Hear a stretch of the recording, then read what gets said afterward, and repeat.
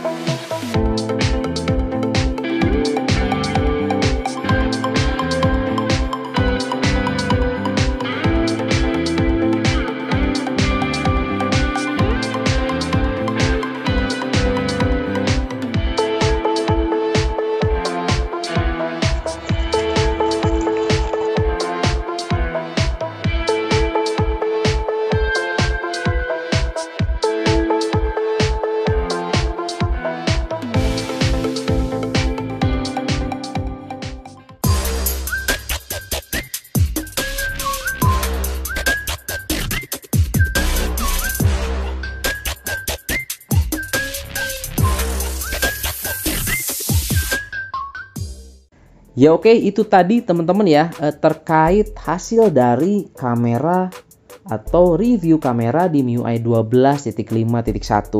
Bagaimana nih? Bisa komen di kolom komentar. Hasilnya sangat bagus kan teman-teman, dan lebih bagus daripada MIUI sebelumnya di Android 10. Jadi di sini teman-teman jangan ragu untuk upgrade ke MIUI terbaru ini ya. Kalau misalkan nanti sudah ada update-annya, langsung saja update.